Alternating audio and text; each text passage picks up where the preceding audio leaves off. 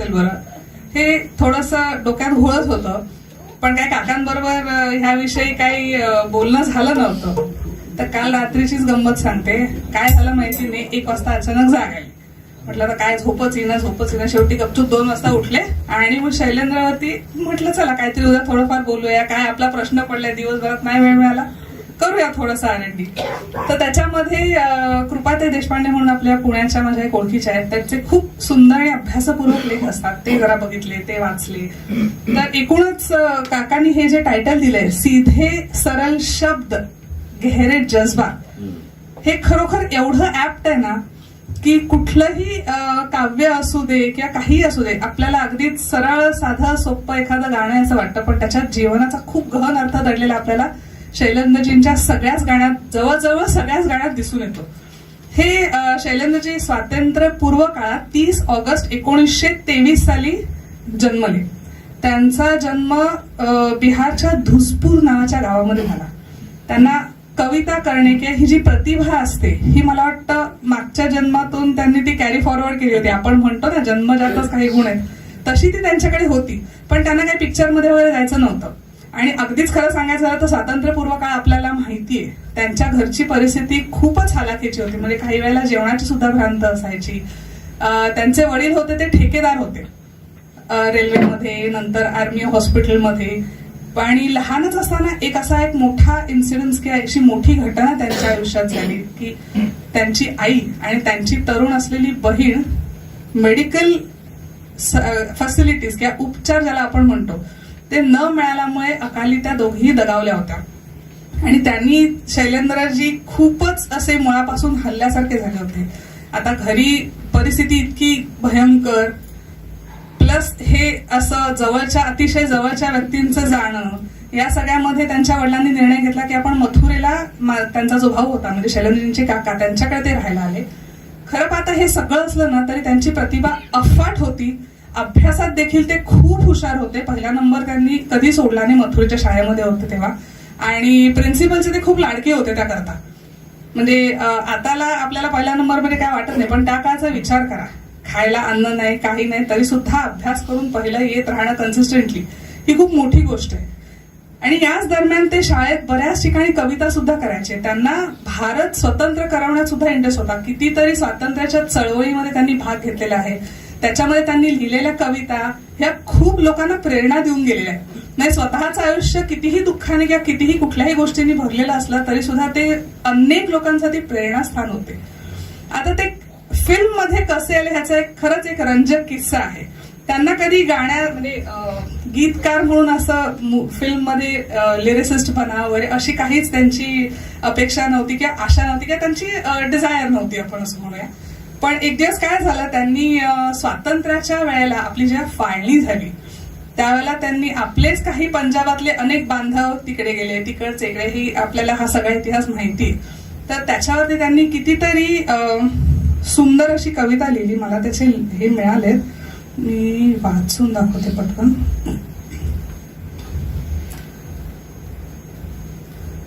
जलता है पंजाब हमारा, भगत सिंह की आंखों का तारा, किसने हमारे जलियांवाले बाग में आग लगाई, किसने हमारे देश में फूट किए ज्वाला धधकाई, किसने माता की अस्मिता को बुरी नजर से ताका, धर्म और मजहब से अपनी बदनीयत को ढाका. इतकं पॉवरफुल त्यांनी त्याही वेळेला केलं होतं. आणि हे राज कपूरजींच्या कानावर गेलं. त्यांनी ते गेले शैलेजींकडे की तुम्ही माझ्या चित्रपटासाठी गाणं लिहाल का. त्या ते इतके स्वाभिमानी त्यांनी उत्तर दिलं, मेरा संगीत या मेरी कविता बिकाऊ नाही है, मी ती विकणार नाही, माझी कविता आहे ती तशीच येत राहणार आणि तसंच होत राहणार. पण नंतर काय झालं, त्यांच्या ज्या पत्नी होत्या त्यांना डिलिव्हरीच्या वेळेला काही मेडिकल कॉम्प्लिकेशन्स झाली आणि त्यावेळेला त्यांना हातात पैसे नव्हते त्या काळाच्या आणि सगळी परिस्थिती लक्षात घेता. तेव्हा कोणाकडे जावं, ते पटकन राज कपूरकडे गेले आणि राज कपूरनी काहीही विचार न करता पटकन त्यांना 250 रुपये काढून दिले त्या काळचे. आणि त्याच्यातून त्यांची सगळी पत्नीची ट्रीटमेंट आणि हे सगळं झालं. तर काही दिवसांनी ते पैसे घेऊन परत गेले की बाबा मी खरंच तू मागितल्याबरोबर कसलाही विचार न करता दिलास, त्यातले थोडे मी परत करू शकतो, पण तू काय सांग, तुला काय हवंय ते मला सांग, मी तुझ्यासाठी ते करेन, I am so indebted to you. त्यावेळेला त्यांनी 2 गाणी त्यांच्याकडून लिहून घेतली आणि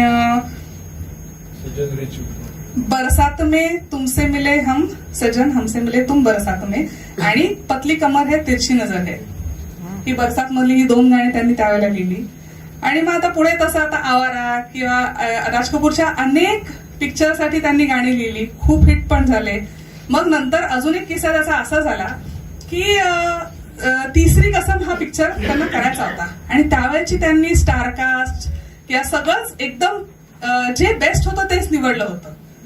पण काही कारणांनी, आता राजकारण त्यातलं काय पॉलिटिक्स आहे ते आपल्याला माहिती नाही, पण त्याच्या आख्यायिका सुद्धा किंवा काय ज्या गोष्टी आहेत त्या बऱ्याच मिळतील आपल्याला इंटरनेटवर.